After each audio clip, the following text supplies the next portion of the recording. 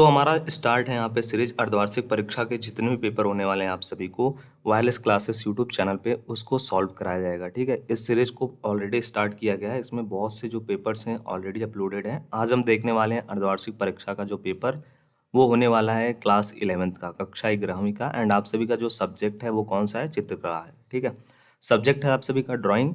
And overview हम देखने वाले हैं, लाइक कितने प्रश्न रहते हैं, किस टाइप के प्रश्न रहते हैं, और ये सभी जो क्वेश्चंस हैं वो आप सभी के लिए इंपॉर्टेंट है। सो आप सभी इसको नोट कर लीजिएगा एंड उसके साथ ही प्रिपेयर करना है आपको सभी क्वेश्चन को। ठीक है, सब्सक्राइब कर लीजिएगा क्योंकि आपको नोटिफिकेशन मिलता रहेगा, अदरवाइज नोटिफिकेशन नहीं मिलेगा नेक्स्ट वीडियोस का।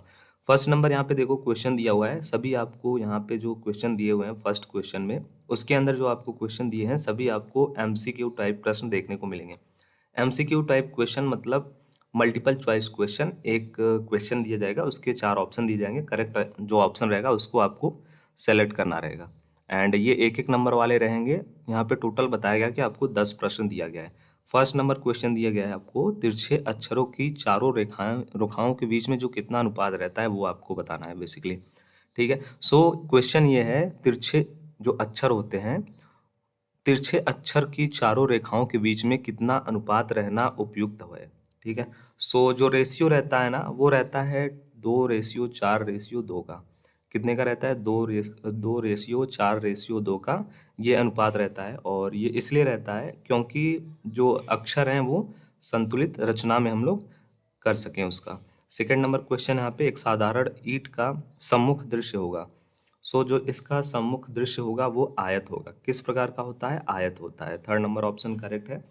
आप देखते होगे जो ईंट होती है ना उसको आप सामने से देखोगे तो वो एक आयत जैसा दिखता होगा आपको, उसका जो शेप है वही आपसे पूछा गया है। थर्ड नंबर क्वेश्चन यहाँ पे दिया गया है सममित चित्र में एक ठोस में एक कोण बनाने वाले 3 किनारे जो होते हैं वे क्षैतिज समतल पर कितने अंश पर झुके होते हैं?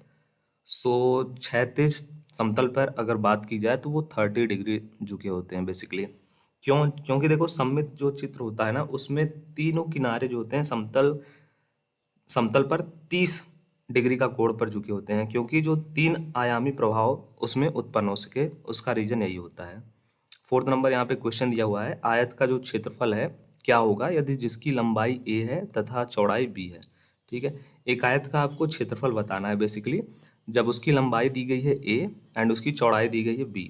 बहुत ही ईजी है, आप सभी को पता होगा जो आयत का क्षेत्रफल होता है उसका जो फॉर्मूला होता है वो क्या होता है? वो होता है आप सभी का लंबाई गुणे ऊंचाई। ठीक है, लंबाई गुणे चौड़ाई इस टाइप से भी होता है, लंबाई गुणे चौड़ाई होता है बेसिकली उसका फॉर्मूला। सो यहाँ पे क्या होगा, लंबाई a दिया हुआ है एंड चौड़ाई b दिया हुआ है, तो इसका फॉर्मूला यहाँ पे क्या होगा, क्षेत्रफल का हो जाएगा a इंटू बी। सो आयत का क्षेत्रफल क्या हो जाएगा? a into B. First number option correct होगा। एक वृत्त का जो क्षेत्रफल है, वृत्त का क्षेत्रफल है क्या होगा यदि त्रिज्या उसकी क्या है? r है। सो यदि हमारा जो वृत्त है एंड उसका जो क्षेत्रफल आपको ज्ञात करना है जबकि उसकी त्रिज्या दी हुई है, सो वृत्त का जो क्षेत्रफल होता है वो होता है पाई आर स्क्वायर। क्या होता है? पाई आर स्क्वायर। ऑप्शन नंबर हमारा थर्ड करेक्ट होगा। नेक्स्ट क्वेश्चन यहाँ पे दिया हुआ है एक वृत्त का व्यास उसकी त्रिज्या का कितना गुना होता है? सो बेसिकली 1 गुना, 2 गुना, 4 गुना या फिर 3 गुना। सो एक वृत्त का जो व्यास होता है उसकी त्रिज्या का बेसिकली 2 गुना होता है। कितना होता है? 2 गुना होता है। सो हमारा ऑप्शन नंबर जो फोर्थ दिया हुआ है 2 गुना, वही करेक्ट होगा।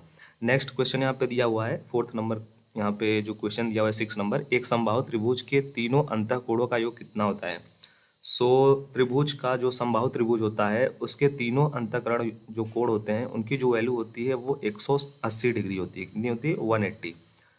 एंड नेक्स्ट क्वेश्चन यहाँ पे दिया हुआ है घन में कितने वर्ग कलक होते हैं? सो बेसिकली जो घन होता है उसमें टोटल 6 वर्ग कलक होते हैं। कितने होते हैं? 6 होते हैं।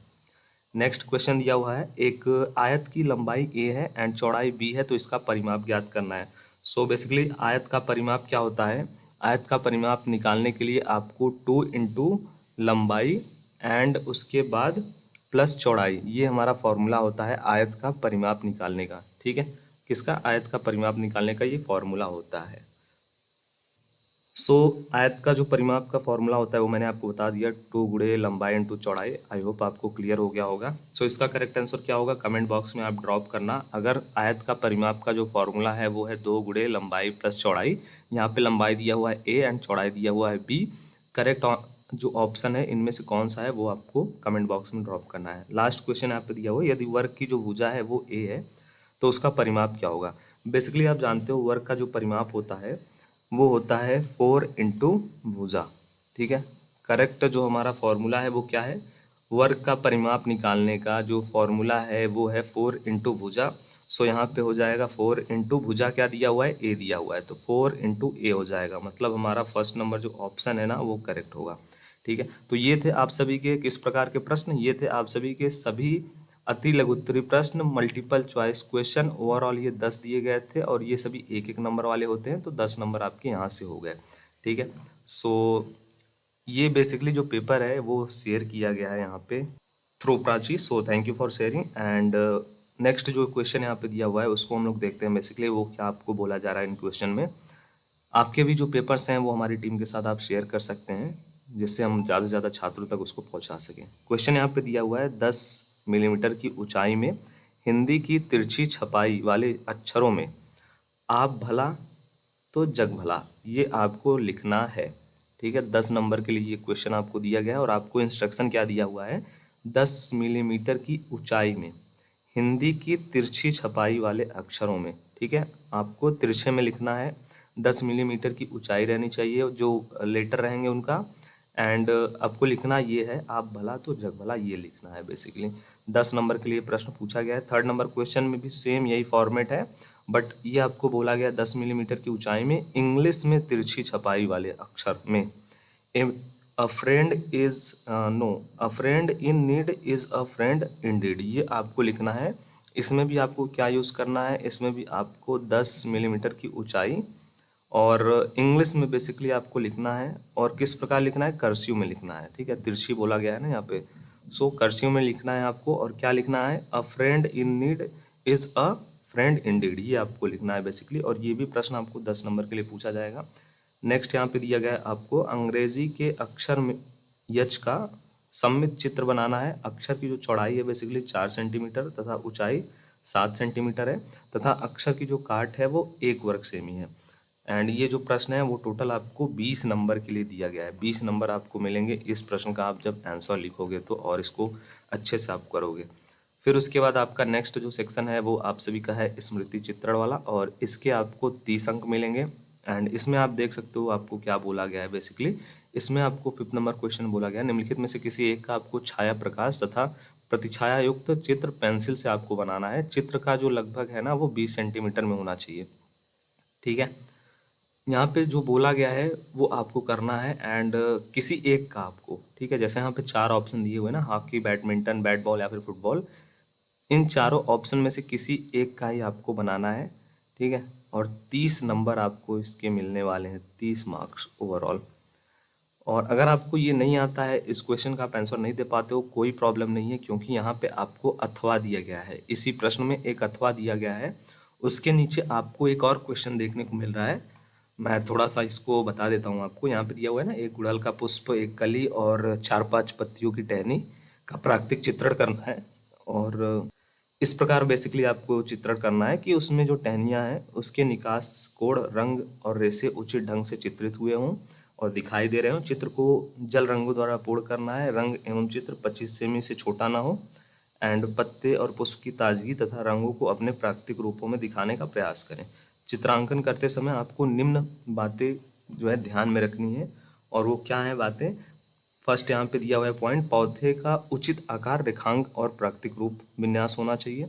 सेकंड दिया हुआ है पारदर्शी एक आकर्षक रंग योजना रहना चाहिए।